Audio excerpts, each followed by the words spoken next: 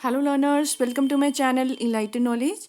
आज हम डिस्कस करने जा रहे हैं सप्लाई एंड मार्केट इक्विलिब्रियम में आपका डिटर्मिनेंट्स क्या हो सकते हैं सप्लाई के। मैंने आपको पहले ही बताया था कि जो थ्योरी ऑफ डिमांड है, डिमांड सारा कुछ कवर उसमें किया गया है, शुरू से लेके एंड तक। इलास्टिसिटी ऑफ डिमांड का भी नेक्स्ट जो हमने टॉपिक सारा कुछ कवर किया हुआ है। तो ये हमने स्टार्ट किया है सप्लाई से। सप्लाई का सब डिस्कस करेंगे, मार्केट इक्विलिब्रियम, और साथ ही में बाद में इसको इलास्टिसिटी ऑफ सप्लाई भी पढ़ा जाएगा। वीडियो शुरू करने से पहले आपको बता देती हूँ, आप मेरा टेलीग्राम चैनल ज्वाइन कर सकते हैं। वहाँ पर हर एक वीडियो की आपको PDF फाइल मिल जाएगी। साथ ही में फेसबुक पेज को लाइक कर दीजिएगा, लिंक आपको डिस्क्रिप्शन बॉक्स में मिल जाएगा। शुरू करते हैं। तो पहले बात करते हैं डिटर्मिनेंट्स ऑफ सप्लाई। सप्लाई को कौन कौन से ऐसे फैक्टर्स हैं जो उसको डिटर्मिन करते हैं। सप्लाई फंक्शन स्टडी क्या करता है? वो स्टडी करता है relationship between supply of commodity at various determinants, कि क्या क्या वेरियस डिटर्मिनेंट्स पे क्या रिलेशन पाया जाता है सप्लाई के साथ में। सप्लाई ऑफ अ कमोडिटी ज़्यादातर मेनली किस पे डिपेंड करती है? सबसे पहली बात है कि फर्म का गोल क्या है। सेकंड है प्राइस क्या चल रहा है कमोडिटी का, प्राइस ऑफ इनपुट्स, इनपुट्स का प्राइस क्या है, टेक्नोलॉजी कैसी है, रिलेटेड गुड्स का प्राइस जो हम कॉम्प्लीमेंट्री एंड सब्सटीट्यूट आइटम्स कहते हैं, फर्म्स कितनी है, नंबर ऑफ फर्म्स, एक्सपेक्टेशंस क्या है प्रोड्यूसर्स की, और लास्ट है गवर्नमेंट की पॉलिसीज़ क्या चल रही हैं। तो ये सारे फैक्टर्स हैं जिस पे सप्लाई निर्भर करती है। अब पढ़ते हैं एक एक करके। सबसे पहले बात कर लेते हैं गोल ऑफ द फर्म। अब हमें एक सेलर को क्या चाहिए? ज़्यादा से ज़्यादा प्रॉफिट चाहिए। तो इसका गोल क्या होता है? प्रॉफिट कमाना। So the goal of a firm influence करता है amount of a good that producers willing to supply. एक फर्म का गोल इन्फ्लुएंस किसको करता है? कि कितना अमाउंट एक प्रोड्यूसर बेचना चाहेगा, सप्लाई करना चाहेगा।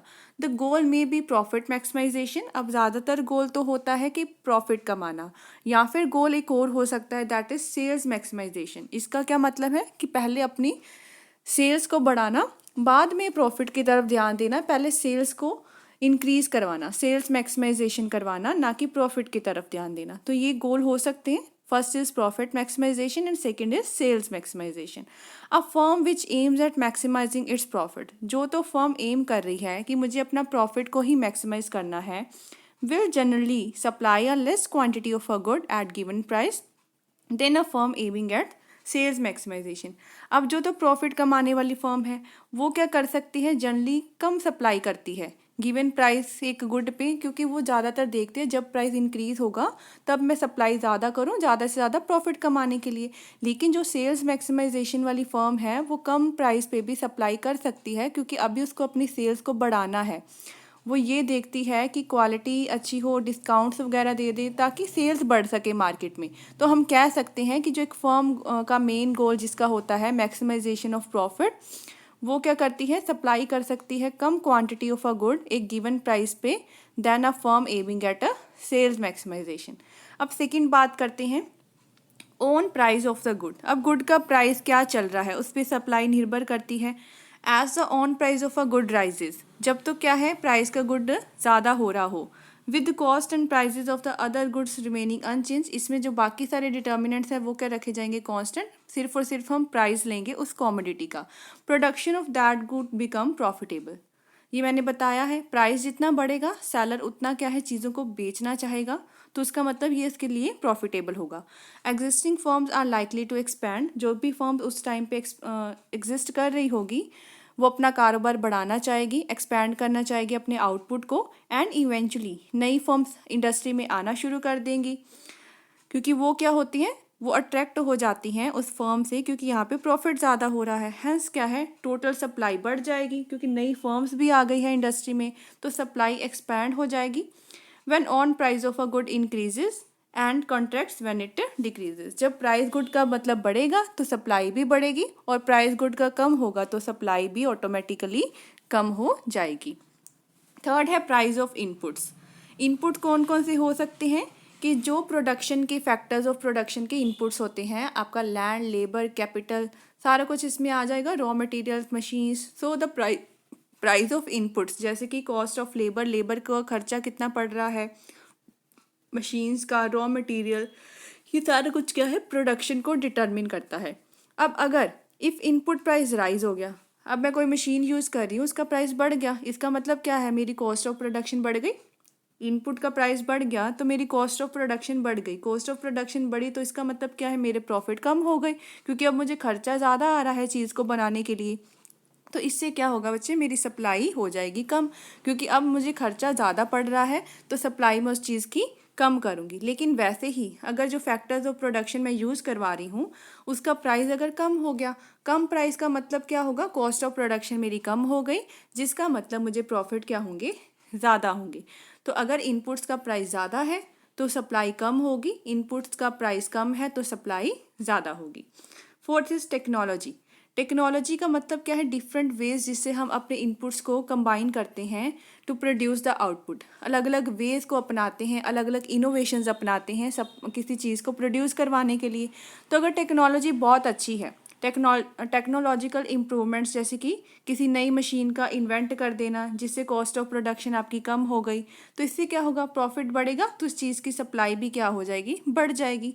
इंक्रीज्ड प्रॉफिटेबिलिटी इंड्यूस करेगा प्रोड्यूसर्स को ज़्यादा से ज़्यादा प्रोडक्शन करने के लिए, जिससे क्या उसकी सप्लाई भी बढ़ जाएगी। फिफ्थ है price of related goods. Related good कौन कौन से होते हैं, सब्सटीट्यूट्स एंड कॉम्प्लीमेंट्री। अब सब्सटीट्यूट की पहले बात करते हैं। अगर तो if the price of one production substitute rises, किसी हमारे सब्सटीट्यूट प्रोडक्ट का प्राइस राइज होता है, the supply of another substitute will decrease.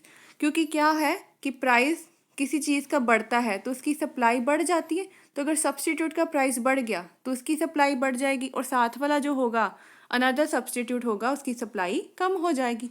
For example देखो, वीट एंड कॉर्न है, ये सब्सटीट्यूट है, तो rise in price of wheat, wheat का प्राइस बढ़ गया तो फार्मर उसको ज़्यादा उगाना चाहेगा, तो मतलब सप्लाई भी वीट की क्या है, बढ़ जाएगी।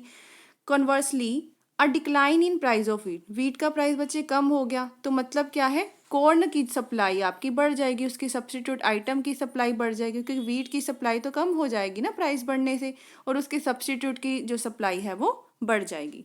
अब कॉम्प्लीमेंट्स की बात करते हैं। जब गुड्स एक दूसरे के बहुत कॉम्प्लीमेंट्स होते हैं, जैसे पेट्रोल एंड पैराफिन या कार एंड पेट्रोल कह सकते हो, तो कार पेट्रोल के बिना नहीं चल सकती। That means an increase in the price of one complement. अगर वैसे प्राइस जैसे है कि आपकी कार का प्राइस बढ़ जाता है, कार का प्राइस बढ़ जाता है तो इसका मतलब क्या है, सप्लाई उस चीज़ की ज़्यादा होगी, क्योंकि सप्लायर क्या है, सप्लाई करना चाहेगा। वैसे ही साथ ही उसका कॉम्प्लीमेंट क्या है, पेट्रोल है, तो पेट्रोल की भी अपने आप ही सप्लाई क्या हो जाएगी, ज़्यादा हो जाएगी, क्योंकि उसका भी प्राइस क्या है, उसी अकॉर्डिंगली बढ़ेगा। तो प्राइस ऑफ वन कॉम्प्लीमेंट और product yields to increase in supply of the other. तो ये क्या है, रिलेटिवली ऐसे ही चलेंगे, क्योंकि एक दूसरे पे बहुत ज़्यादा ये क्या करते हैं, निर्भर करते हैं। तो किसी एक चीज़ का प्राइस कम या ज़्यादा होता है, दूसरे का भी कम या ज़्यादा उसी अकॉर्डिंगली हो जाएगा। Next is number of firms. अब मार्केट सप्लाई एक कॉमोडिटी डिपेंड्स करती है कितने नंबर ऑफ फर्म्स है आपकी मार्केट में।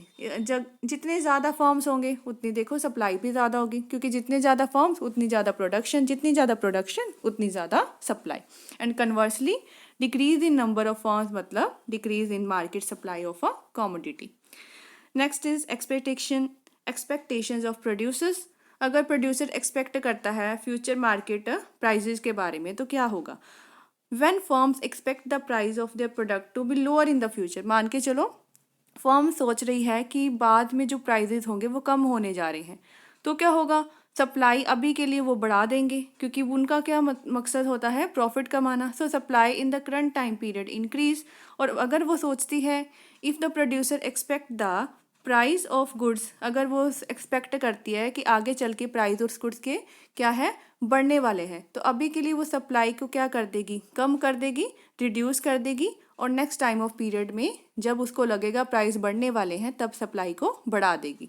सो on the other hand, if producer expect the prices of good they produce to rise in the future, they may store the current production for later sale. उस चीज़ को क्या है, stock में रख लेगी, तो आगे के लिए उसको बेच देगी, और अभी के लिए अपनी सप्लाई को क्या कर देगी, कम कर देगी, क्योंकि उसने प्रॉफिट कमाना है।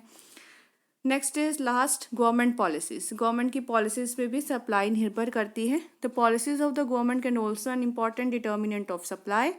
Reduction in quotas tariffs on foreign goods will open up the market. अब जितनी कोटा टैरिफ्स होंगे वो कम करेगी गवर्नमेंट, मतलब क्या है, फॉरेन ट्रेड अच्छा हो सकता है, जिससे वो क्या है फॉरेन प्रोडक्ट्स की मार्केट को बढ़ा देगी, ओपन कर देगी, जिससे क्या है उन चीज़ों की सप्लाई भी बढ़ेगी। Likewise change in the taxes and subsidies भी सप्लाई को क्या करती है, इन्फ्लुएंस करती है।